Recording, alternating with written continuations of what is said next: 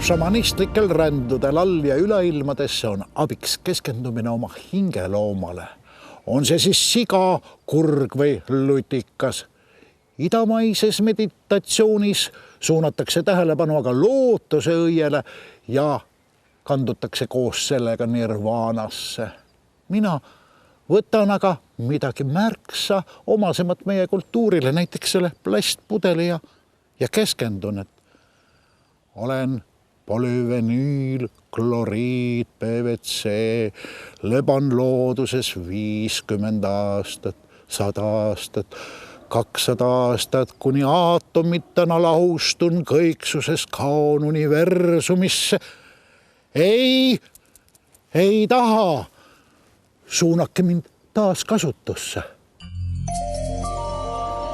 Väljusin äsja poest ja jõin ära ühe pudeli smuutit, nüüd korraliku kodanikuna viima selle kenasti taas kasutusse. Aga tänases osoonis uurimegi seda, mis saab nendest pudelitest edasi.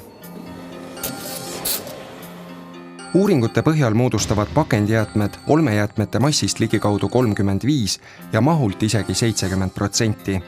Mõni aasta tagasi tekkis Eestis inimese kohta pakendijäätmeid umbes 115 kilogrammi ning plastpakendi osakaal on tõusmas. Kuidas tagada seda, et tühjad pudelid ja purgid jõuaks taaskasutusse ning mitte metsa alla vedelema? Praegune pandipakendisüsteem on kehtinud üle 5 aasta.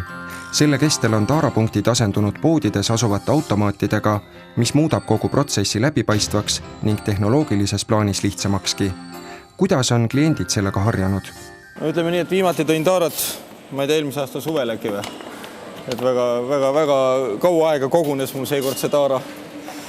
Aga jah, ikka niimoodi 2-3 kuu tagant, siis kui rõdul on liiga palju taarat, siis toon ära jälle. Kuidas selle automaadiga suhtlemine käib, et on see lihtsam kui vanasti võib-olla kuskil taarapunktis käia? Vanasti oli nagu lahedam lapsepõlves. Ma mäletan, kuidas tädi luges pudeleid üle ja pani sulle kopikad peo peale ja selline nostalgia tunne tekib, aga aparaadiga on mugavam kindlasti. Loobid sisse, võtad tšeki, lähed edasi. Tarbija jaoks lõpeb side pudeliga pärast seda, kui tšekk on automaadist väljunud. Aparaat skaneerib pakendil olevat triipkoodi ning jaotab taara erinevatesse kategooriatesse. Seejärel pannakse suured kotitäied kokku pressitud taarat autodele ning viiakse Eesti pandipakendikeskusesse Jõelähtmel. Siit hoovilt tuleb aastas kuskil 3500–4000 rekkat tegelikult materjali, ehk siis kuskil circa 10 000 tonni aastas, nii plekkpurki, klaaspudelit kui plastpudelit. Ja kuidas on lood selle kogusega selle poole pealt, et kas nüüd enam-vähem iga viimne kui pudel, mis Eestis ostetakse ja pannakse kuskile taaraautomaati, jõuab siia või läheb neid kuskile mujale ka veel? Tagastusnumbrid on üsna head, et Eesti rahvas on pandisüsteemi viimase 6 aasta jooksul päris hästi omaks võtnud ja selle nii-öelda harjumuse omaks võtnud. Et kui me räägime plastpakendist, plastpudelist, siis tagastus on 91%, see tähendab igast 100 pakendist 91 tuleb tagasi. Kui me räägime ühekordse kasutusega klaasist, siis on see 75% ja plekkpurgil natukene alla 60%. Nii et need tagastusnumbrid on päris eeskujulikud, et plasti puhul oleme täiesti võrdväärsed siin Skandinaavia pandisüsteemidega, kus tagastusnumbrid jäävad samuti 85 ja 95 vahele. Raali sõnul on eestlaste keskkonnateadlikkus aasta-aastalt kasvanud ning seda kinnitab ka Keskkonnaministeerium. Tervikuna ma ütleks küll, et tagastusüsteem on ennast Eestis õigustanud, tagastamise tase on piisavalt kõrge, materjali kvaliteet on väga hea, see on 100% ringlussevõtuks sobiv materjal, mida konteinerikogumissüsteemis tuleb ka näiteks kas või klaas, väga olulisel määral kahjuks ei ole. Nii et ma loodan, et see saab ühel hetkel laienema. Kas pandipakendisüsteem on kaasa toonud ka selle, et üha vähem taarat satub loodusesse? Kõik inimesed, kes sellega viisil või teisel kokku puutuvad, ütlevad ühemõtteliselt, jah, neid tagastusraha pakendeid on kordi vähem, kui oli enne tagastusrahasüsteemi kehtestamist. Mis aga motiveerib üht tavalist eestlast oma prügi sorteerima ja seda taaskasutusse suunama? Eks ikka see, et ega me oleme ju kõik ikka rohelise mõtlemisega, kuigi me sinna parteisse ei kuulu. Ja kõik me tahame ju, et me ümbrus korras oleks ja kui sellest ka kasu on, nagu ma aru saan, siis natuke elektrit saab ka, siis seda enam. miks ma seda vaeva siis nägemata jätan, see ei ole ju, ei võta tüki küljest ära. Et selles mõttes motivatsioon on olemas Eestimaa puhtaks. Mis toimub kogutud taaraga Jõelähtme keskuses? Pakendid, mis vajavad täiendavat loendamist, loendatakse siin üle ja siis toimub sorteerimine, ehk siis plasti sorteerime vastavalt värvidele läbipaistvaks ja nii-öelda ülejäänud massiks, klaasi sorteerime vastavalt värvidele ja suuname ümbertöötlejale, et näiteks plekkpurk aastas kuskil 1300 tonni saadame siis merekonteineritega Inglismaale, kus on üks 2 Euroopa suuremast plekkpurgi ümbersulatamistehastest. Ja sisuliselt need purgid lähevad ahju kuskil 710 kraadi juurde ja 710 kraadi Celsiuse juures siis sulatatakse üles sula nii-öelda alumiiniumist, saadakse sellised kangid, millest siis kooritakse uued alumiiniumlehed, mis on sisuliselt uue purgi toore. Samas võib ka alumiinium minna mõne siis autodetaili või muu alumiiniumtoote nii-öelda toormeks.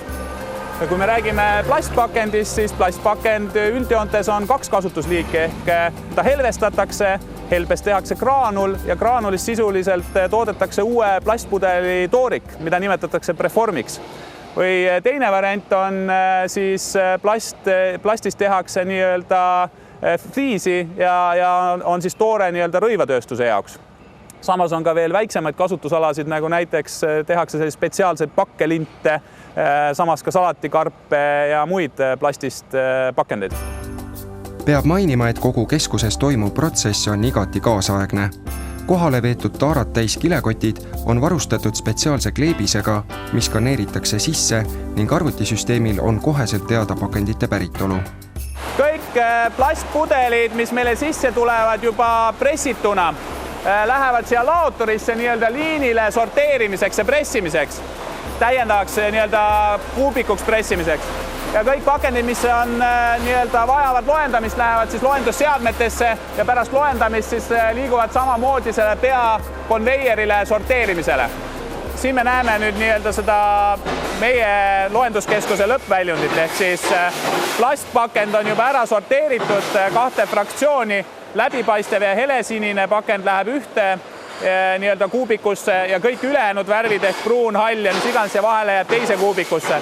See on väga oluline selleks, et nii-öelda saavutada see maksimaalne taaskasutusväärtus ja saada nagu maksimaalse väärtust selle materjali eest. Ning kolmandana me näeme siis alumiiniumkuubikuid, mis on samuti kokku pressitud ja need kuubikud nüüd lähevad nagu otse ümbertöötlejatele. Üks kokku pressitud kuubik kaalub ligikaudu veerand tonni ja päevas läheb neid pandipakendi keskusest välja mitu rekkatäit. Huvitav on ka vast fakt, et lisaks pudelitele, plekkpurkidele läheb taaskasutusse ka kogu tarvikute arsenal, ehk siis kõik kilekotid ja sulgurid, mida me kasutame nii-öelda pakendite siia toomiseks, ehk pressime need kokku sellisesse palli ja saadame tagasi Hiiumaale kilekotitootjale.